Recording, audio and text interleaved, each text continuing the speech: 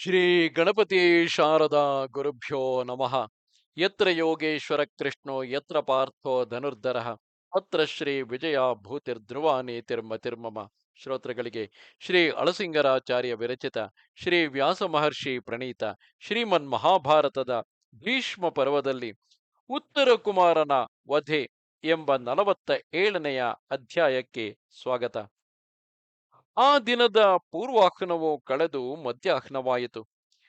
ಅತಿ ಘೋರವಾಗಿ ಅನೇಕ ವೀರರಿಗೆ ಕ್ಷಯಕಾರಣವಾದ ಆ ಯುದ್ಧದಲ್ಲಿ ದುರ್ಮುಖನು, ಕೃತವರ್ಮನು, ಕೃಪನು, ಶಲ್ಯನು, ವಿವಿಂಶತಿ ಮೊದಲಾದವರು ನಿನ್ನ ಪುತ್ರನಿಂದ ಪ್ರೇರಿತರಾಗಿ ಭೀಷ್ಮನ ಬಳಿಯಲ್ಲಿದ್ದು ಆತನನ್ನು ಕಾಪಾಡುತ್ತಿದ್ದರು.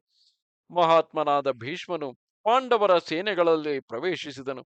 ಚೇದಿ, ಕಾಶಿ, ಕರುಷ, ಪಾಂಚಾಲ ದೇಶಾಧಿಪತಿಗಳ ಸೈನ್ಯದ ನಡುವೆ ಹಾರಾಡುತ್ತಿದ್ದ ಭೀಷ್ಮನ ಧ್ವಜವು ವಿಚಿತ್ರವಾಗಿ ಕಾಣಿಸಿತು.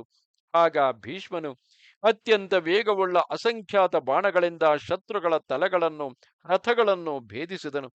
ಭೀಷ್ಮನ ರಥವು ನಾಟ್ಯವಾಡುವಂತೆ ಸಂಚರಿಸುತ್ತಿದ್ದಾಗ ಎಷ್ಟೋ ಆನೆಗಳು ಆ ರಥಮಾರ್ಗದಲ್ಲಿ ಸಿಕ್ಕಿ ಮರ್ಮಸ್ಥಾನಗಳಲ್ಲಿ ಭೇದಿಸಲ್ಪಟ್ಟು ಬಹಳ ನೊಂದು ದೀನ ಧ್ವನಿಯಿಂದ ಅರಚುತ್ತಿದ್ದವು. ಅಭಿಮನ್ಯುವು ಅತ್ಯಂತ ಕೋಪದಿಂದ ಸುವರ್ಣ ವರ್ಣದ ಉತ್ತಮಾಶ್ವಗಳನ್ನು ಕಟ್ಟಿದ ರಥದ ಮೇಲೇರಿ ಭೀಷ್ಮನ ರಥವನ್ನೆದಿರಿಸಿ ಹೊರಟನು. ಸುವರ್ಣದಿಂದ ಚಿತ್ರಿಸಲ್ಪಟ್ಟ ಕರ್ಣಿಕಾರ ಧ್ವಜದಿಂದೊಪ್ಪುವ ಆ ಅಭಿಮನ್ಯುವು ಭೀಷ್ಮನನ್ನು, ಆತನ ಕಡೆಯ ಉತ್ತಮ ವೀರರನ್ನು ಎದುರಿಸುತ್ತಾ ಉತ್ತಮವಾದೊಂದು ಬಾಣವನ್ನು ತೆಗೆದು ಅದರಿಂದ ಭೀಷ್ಮನ ತಾಲ ಧ್ವಜವನ್ನು ಹೊಡೆದನು. ಆಮೇಲೆ ಭೀಷ್ಮನೊಡನೆಯೂ ಅವರನ್ನು ಹಿಂಬಾಲಿಸಿ ಬಂದವರೊಡನೆಯೂ ಯುದ್ಧ ಮಾಡತೊಡಗಿ ಕೃತವರ್ಮನನ್ನು 1 ಬಾಣದಿಂದಲೂ ಶಲ್ಯನನ್ನು 5 ಬಾಣಗಳಿಂದಲೂ ಹೊಡೆದನು. ತೀಕ್ಷ್ಣವಾದ 9 ಬಾಣಗಳಿಂದ ತನ್ನ ಮುತ್ತಾತನಾದ ಭೀಷ್ಮನನ್ನೇ ಹೊಡೆದನು. 1 ಬಾಣವನ್ನು ಕಿವಿಯವರೆಗೂ ಚೆನ್ನಾಗಿ ಎಳೆದು ಸುವರ್ಣದಿಂದ ಅಲಂಕೃತವಾದ ಆತನ ಧ್ವಜದ ಮೇಲೆ ಪ್ರಯೋಗಿಸಿದನು. ಎಂತಹ ಕವಚಗಳನ್ನು ಭೇದಿಸತಕ್ಕ ಚೂಪಾದ ಮೊನೆಗಳುಳ್ಳ 1 ಬಾಣದಿಂದ ದುರ್ಮುಖನ ಸಾರಥಿಯ ತಲೆಯನ್ನು ಕಡಿದು ಕೆಡಹಿದನು. ತೀಕ್ಷ್ಣವಾದ 1 ಬಾಣದಿಂದ ಕೃಪನ ಬಿಲ್ಲನ್ನು ಕತ್ತರಿಸಿದನು. ಅಧಿಕ ಕೋಪದಿಂದ ನರ್ತನ ಮಾಡುವವನಂತೆ ವಕ್ರ ವೇಗ ಗತಿಗಳಿಂದ ರಥವನ್ನು ನಡೆಸುತ್ತಾ ಬಾಣಗಳಿಂದ ಅನೇಕ ವೀರರನ್ನು ಹೊಡೆದನು. ಆತನ ಹಸ್ತಲಾಘವವನ್ನು ಕಂಡು ದೇವತೆಗಳು ವಿಸ್ಮಯಪಟ್ಟರು. ಭೀಷ್ಮನನ್ನು ಹಿಂಬಾಲಿಸಿ ಬಂದ ರಥಿಕರೆಲ್ಲರೂ ಗುರಿತಪ್ಪದೆ ಹೊಡೆಯುತ್ತಿದ್ದ ಆ ಅಭಿಮನ್ಯುವನ್ನೇ ಸಾಕ್ಷಾತ್ತಾಗಿ ಧನಂಜಯನೆಂದು ಭಾವಿಸುತ್ತಿದ್ದರು. ಆತನ ಕೈಯಲ್ಲಿದ್ದ ಬಿಲ್ಲು ಅಲಾತ ಚಕ್ರದಂತೆ ಕಾಂತಿ ವಿಶಿಷ್ಟವಾಗಿ ಗಾಂಡೀವದಂತೆ 4 ಕಡೆಗಳನ್ನು ಬೆಳಗಿತು. ಶತ್ರುನಾಶಕನಾದ ಭೀಷ್ಮನು ಆ ಅರ್ಜುನ ಕುಮಾರನನ್ನು ಎದುರಿಸಿ ಮಹಾವೇಗವುಳ್ಳ 9 ಬಾಣಗಳಿಂದ ಅವನನ್ನು ಹೊಡೆದು ಆತನ ಧ್ವಜಗಳನ್ನು 3 ಬಾಣಗಳಿಂದ ಛೇದಿಸಿದನು. 300 ಬಾಣಗಳಿಂದ ಆತನ ಸಾರಥಿಯನ್ನು ಕೊಂದನು. ಹಾಗೆಯೇ ಕೃತವರ್ಮನು, ಕೃಪನು, ಶಲ್ಯನು ಇವರೆಲ್ಲರೂ ಒಂದಾಗಿ ಸೇರಿ ಅಭಿಮನ್ಯುವನ್ನು ಎದುರಿಸಿ ಹೊಡೆದರು. ಮೈನಾಕ ಪರ್ವತಕ್ಕೆ ಸಮಾನನಾದ ಆತನನ್ನು ಕದಲಿಸಲಾರದೆ ಹೋದರು. ಶೂರನಾದ ಆ ಅಭಿಮನ್ಯುವು ಶತ್ರುಪಕ್ಷದ ಮಹಾರಥರಿಂದ ಸುತ್ತಲ್ಪಟ್ಟು ಆ 5 ರಥಗಳ ಮೇಲೆಯೂ ಬಾಣವರ್ಷಗಳನ್ನು ಸುರಿಸಿದನು. ತನ್ನ ಬಾಣವರ್ಷಗಳಿಂದ ಸಾವಿರಾರು ಮಂದಿ ವೀರರನ್ನು ತಡೆಯುತ್ತಾ ಭೀಷ್ಮನ ಮೇಲೆಯೂ ಬಾಣಗಳನ್ನು ಪ್ರಯೋಗಿಸುತ್ತಾ ಆಗಾಗ ಸಿಂಹನಾದ ಮಾಡುತ್ತಿದ್ದನು. ಯುದ್ಧೋತ್ಸಾಹದಿಂದ ಭೀಷ್ಮನ ಮೇಲೆ ಬಾಣಪ್ರಯೋಗ ಮಾಡುತ್ತಿದ್ದ ಆ ಅಭಿಮನ್ಯುವಿನ ಹಸ್ತಲಾಘವವು ಅತಿ ಚಮತ್ಕಾರವಾಗಿ ಕಂಡಿತು. ಭೀಷ್ಮನು ಶತ್ರು ಸೈನ್ಯದ ರಕ್ಷಣೆಗಾಗಿ ಬಂದ ಆ ಅಭಿಮನ್ಯುವಿನ ಮೇಲೆ ಬಾಣಪ್ರಯೋಗ ಮಾಡುತ್ತಿದ್ದನು. ಅಭಿಮನ್ಯುವು ಆ ಅಂಬುಗಳನ್ನು ಆಗಾಗ ಕತ್ತರಿಸುತ್ತಾ 9 ಬಾಣಗಳಿಂದ ಭೀಷ್ಮನ ಧ್ವಜವನ್ನು ಹೊಡೆದನು. ಅದನ್ನು ನೋಡಿ ಜನರು ದೊಡ್ಡ ಹಾಹಾಕಾರವನ್ನು ಮಾಡಿದರು. ಸುವರ್ಣಾಲಂಕೃತವಾದ ಆ ತಾಳಧ್ವಜವು ಅಭಿಮನ್ಯುವಿನ ಬಾಣಘಾತದಿಂದ ಮುರಿದು ಕೆಳಗೆ ಬಿದ್ದಿತು. ಅಭಿಮನ್ಯುವಿನ ಅಂಬುಗಳಿಂದ ಭೀಷ್ಮನ ಧ್ವಜವು ಕೆಳಗೆ ಬಿದ್ದುದನ್ನು ನೋಡಿ ಆತನನ್ನು ಅಭಿನಂದಿಸುತ್ತಾ ಭೀಮನು ಗಟ್ಟಿಯಾಗಿ ಸಿಂಹನಾದ ಮಾಡಿದನು. ಆಗ ಭೀಷ್ಮನು ಕೋಪಗೊಂಡು ಅನೇಕ ದಿವ್ಯಾಸ್ತ್ರಗಳನ್ನು ಪ್ರಯೋಗಿಸಿ ಅಭಿಮನ್ಯುವಿನ ಮೇಲೆ 106 ಬಾಣಗಳನ್ನು ಬಿಟ್ಟನು.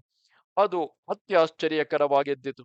ಆಗ ಮಹಾರಥರಾದ ವಿರಾಟನು, ವಿರಾಟ ಪುತ್ರನಾದ ಉತ್ತರನು, ದೃಪದ ಪುತ್ರನಾದ ಧೃಷ್ಟದ್ಯುಮ್ನನು, ಭೀಮನು 15 ಮಂದಿ ಕೇಕಯರು, ಸಾತ್ಯಕಿಯು, ಸುಭದ್ರಾ ಪುತ್ರನನ್ನು ರಕ್ಷಿಸಲು ರಭಸದಿಂದ ತಮ್ಮ ರಥಗಳನ್ನು ಓಡಿಸಿಕೊಂಡು ಬಂದರು. ವೇಗದಿಂದ ಓಡಿ ಬರುತ್ತಿರುವ ಅವರನ್ನು ನೋಡಿ ಭೀಷ್ಮನು ಪಾಂಚಾಲ ರಾಜಪುತ್ರನನ್ನು 3 ಬಾಣಗಳಿಂದಲೂ ಸಾತ್ಯಕಿಯನ್ನು 10 ಬಾಣಗಳಿಂದಲೂ ಹೊಡೆದನು. ಆಕರ್ಣಾಂತವಾಗಿ ಪ್ರಯೋಗಿಸಿದ ಕ್ಷುರವೆಂಬ ಒಂದು ಬಾಣದಿಂದ ಭೀಮಸೇನನ ಧ್ವಜವನ್ನು ಭೇದಿಸಿದನು. ಸುವರ್ಣಮಯವಾದ ಭೀಮಸೇನನ ಸಿಂಹಧ್ವಜವು ಕೆಳಗೆ ಬಿದ್ದಿತು. ಆಗ ಭೀಮನು ಶಂತನು ಪುತ್ರನಾದ ಭೀಷ್ಮನನ್ನು 3 ಬಾಣಗಳಿಂದಲೂ ಕೃತವರ್ಮನನ್ನು 8 ಬಾಣಗಳಿಂದಲೂ ಹೊಡೆದನು.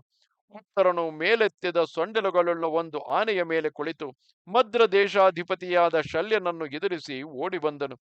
ವೇಗದಿಂದ ಬರುತ್ತಿರುವ ಆ ಆನೆಯ ರಭಸವನ್ನು ರಥದಲ್ಲಿ ಕುಳಿತಿದ್ದ ಹಾಗೆಯೇ ಶಲ್ಯನು ಬಾಣಗಳಿಂದ ತಡೆದನು. ಆ ಶಲ್ಯನ ಮೇಲೆ ಕೋಪಗೊಂಡು ಮದದಾನೆಯು ಶಲ್ಯನ ರಥದ ನೊಗವನ್ನೇರಿ ಅದಕ್ಕೆ ಹೂಡಿದ್ದ 4 ಕುದುರೆಗಳನ್ನು ತನ್ನ ಕಾಲುಗಳಿಂದ ತುಳಿದು ಕೊಂದಿತು. ಆಗ ಶಲ್ಯನು ಉತ್ತರನ ಪ್ರಾಣವನ್ನು ಕಳೆಯುವುದಕ್ಕಾಗಿ ಸರ್ಪ ಸಮಾನವಾದ ಉಪ್ಪಿನ ಒಂದು ಶಕ್ತ್ಯಾಯುಧವನ್ನು ತೆಗೆದು ಬೀಸಿದನು. ಆ ಶಕ್ತಿಯಿಂದ ಉತ್ತರನ ಕವಚವು ಭೇದಿಸಿ ಆತನು ಮೂರ್ಛಿತನಾದನು. ಅವನ ಕೈಯಲ್ಲಿದ್ದ ಅಂಕುಶ ತೋಮರಗಳು ಜಾರಿದವು. ಆತನು ಆನೆಯ ಮೇಲಿಂದ ಕೆಳಗೆ ಬಿದ್ದು ಸತ್ತನು. ಶಲ್ಯನು ಶಕ್ತಿಯನ್ನು ಕೈಯಲ್ಲೆತ್ತಿಕೊಂಡು ರಥದಿಂದ ಕೆಳಗಿಳಿದು ಆ ಆನೆಯ ದೊಡ್ಡ ಸೊಂಡಿಲನ್ನು ಕಡಿದು ಬಿಸಾಡಿದನು. ಒಡನೆಯೇ ಆತನು ಕೃತವರ್ಮನ ರಥವನ್ನೇರಿದನು. ಸೊಂಡಿಲು ಕತ್ತರಿಸಲ್ಪಟ್ಟ ಆ ಆನೆಯು ಭಯಂಕರವಾಗಿ ಅರಚುತ್ತಾ ಕೆಳಗೆ ಬಿದ್ದಿತು. ತನ್ನಣ್ಣನ ಸಾವನ್ನು, ಶಲ್ಯನು ಕೃತವರ್ಮನ ರಥದಲ್ಲಿ ಇದ್ದುದನ್ನು ವಿರಾಟ ಪುತ್ರನಾದ ಶ್ವೇತನು ಕಂಡು ಹವಿಸ್ಸಿನಿಂದ ಅಗ್ನಿಯು ಹೇಗೋ ಹಾಗೆ ಕೋಪದಿಂದ ಜ್ವಲಿಸುತ್ತಾ ಇಂದ್ರಧನುಸ್ಸಿಗೆ ಸಮಾನವಾದ ತನ್ನ ದೊಡ್ಡ ಬಿಲ್ಲನ್ನೊದರುತ್ತಾ ಅನೇಕ ರಥಸಮೂಹಗಳ ನಡುವೆ ತನ್ನ ರಥದಲ್ಲಿ ಕುಳಿತು ಬಾಣವರ್ಷಗಳನ್ನು ಸುರಿಸುತ್ತಾ ಶಲ್ಯನ ರಥವನ್ನು ಕುರಿತು ರಭಸದಿಂದ ಓಡಿದನು.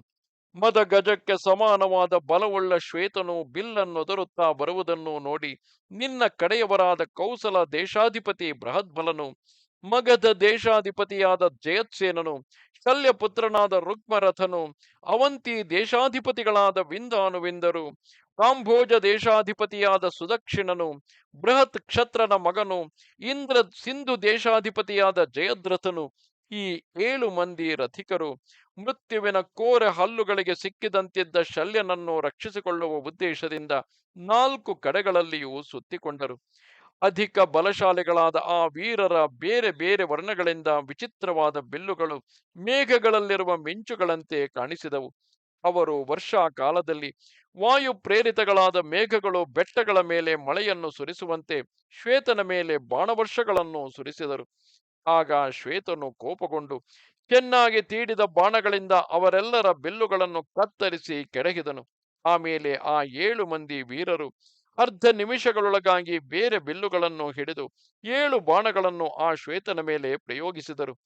ಬಲಶಾಲಿಯಾದ ಶ್ವೇತನು ಅವರ 7 ಬಿಲ್ಲುಗಳನ್ನು 7 ಭಲ್ಲಗಳಿಂದ ತಿರುಗಿ ಹೊಡೆದನು. ತಮ್ಮ ಬಿಲ್ಲುಗಳು ಮುರಿದೊಡನೆಯೇ ಅವರು ರಥದಲ್ಲಿದ್ದ ಶಕ್ತ್ಯಾಯುಧಗಳನ್ನು ಬೀಸುತ್ತಾ ಭಯಂಕರವಾಗಿ ಸಿಂಹನಾದಗಳನ್ನು ಮಾಡಿದರು. ಆ 7 ಶಕ್ತಿಗಳು ಶ್ವೇತನ ರಥಕ್ಕೆ ಇದಿರಾಗಿ ಹೋದವು. ಅವು ಮಹೇಂದ್ರನ ವಜ್ರಾಯುಧಕ್ಕೆ ಸಮಾನವಾಗಿ ಶಬ್ದವನ್ನು ಮಾಡುತ್ತಾ ಸಮೀಪಕ್ಕೆ ಬರುವಷ್ಟರೊಳಗಾಗಿಯೇ ಉತ್ತಮಾಸ್ತ್ರಗಳನ್ನು ಬಲ್ಲ ಶ್ವೇತನು 7 ಬಾಣಗಳಿಂದ ಅವುಗಳನ್ನು ತಡೆದನು. ಆಮೇಲೆ ಶರೀರ ಭೇದಕವಾದ ಒಂದು ಅಂಬನ್ನೆತ್ತಿ ರುಕ್ಮರಥನನ್ನೆದುರಿಸಿ ಹೊಡೆದನು. ವಜ್ರಾಯುಧಕ್ಕಿಂತ ಅಧಿಕ ಬಲವುಳ್ಳ ಬಾಣವು ರುಕ್ಮರಥನ ದೇಹದಲ್ಲಿ ನಾಟಿತು. ಅದರಿಂದ ರುಕ್ಮರಥನು ರಥದ ಮಧ್ಯದಲ್ಲಿ ಕುಳಿತಂತೆಯೇ ಮೂರ್ಛೆ ಹೋದನು.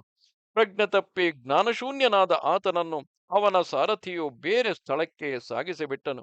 ಆಮೇಲೆ ಶ್ವೇತನು ಸುವರ್ಣದಿಂದ ಅಲಂಕೃತವಾದ ಬೇರೆ 6 ಬಾಣಗಳನ್ನು ಕೈಗೆತ್ತಿಕೊಂಡು ಬೇರೆ 6 ಮಂದಿ ವೀರರ ಧ್ವಜಾಗ್ರಗಳನ್ನು ಭೇದಿಸಿದನು. ಅವರ ಕುದುರೆಗಳನ್ನು ಸಾರಥಿಗಳನ್ನು ಸೀಳಿ ಅವರ ಮೇಲೆಯೂ ಅಂಬುಗಳನ್ನು ಸುರಿಸುತ್ತಾ ಶಲ್ಯನ ರಥಕ್ಕೆ ಇದಿರಾಗಿ ಹೊರಟನು. ಆಗ ಶ್ವೇತನ ವೀರಾವೇಶವನ್ನು ಕಂಡು ಆ ನಿನ್ನ ಕಡೆಯ ಸೈನ್ಯದಲ್ಲಿ ಹಾಹಾಕಾರವೆದ್ದಿತು. ಆಗ ನಿನ್ನ ಮಗನು ಭೀಷ್ಮನನ್ನು ಮುಂದಿಟ್ಟುಕೊಂಡು ಹಲವು ಸೈನ್ಯಗಳಿಂದ ಪರಿವೃತನಾಗಿ ಶ್ವೇತನ ರಥವನ್ನು ಇದಿರಿಸಿ ತಡೆದು ಮೃತ್ಯುವಿನ ಬಾಯಿಗೆ ಸಿಕ್ಕಿದ್ದ ಮದ್ರರಾಜನನ್ನು ಬಿಡಿಸಿದನು. ಆಮೇಲೆ ಪರಸ್ಪರ ಯುದ್ಧಕ್ಕಾಗಿ ಒಟ್ಟುಗೂಡಿದ್ದ ನಿನ್ನ ಪಕ್ಷದವರ ಮತ್ತು ನಿನ್ನ ಶತ್ರು ಪಕ್ಷದವರ ರಥಗಳು, ಆನೆಗಳು ಮುಂತಾದವುಗಳಿಗೆ ದೇಹವನ್ನು ಕಂಪನಗೊಳಿಸುವಂತೆ ಘೋರ ಯುದ್ಧವು ನಡೆಯಿತು. ಆಗ ಕುರು ಪಿತಾಮಹನಾದ ಭೀಷ್ಮನೊಬ್ಬನೇ, ಅಭಿಮನ್ಯು, ಭೀಮಸೇನನು, ಮಹಾರಥರಾದ ಸಾತ್ಯಕಿ, ಕೇಕಯರು, ವಿರಾಟನು, ದೃಪದ ಕುಮಾರನಾದ ದೃಷ್ಟದ್ಯುಮ್ನನು, ಕೇದಿ ದೇಶದ ರಾಜರು, ಮತ್ಸ್ಯ ದೇಶದವರು ಇವರೆಲ್ಲರೊಡನೆ ಯುದ್ಧವನ್ನಾರಂಭಿಸಿ ಬಾಣ ವರ್ಷವನ್ನು ಸುರಿಸುತ್ತಿದ್ದನು ಎಂದನು. ಇದು 47ನೆಯ ಅಧ್ಯಾಯವು.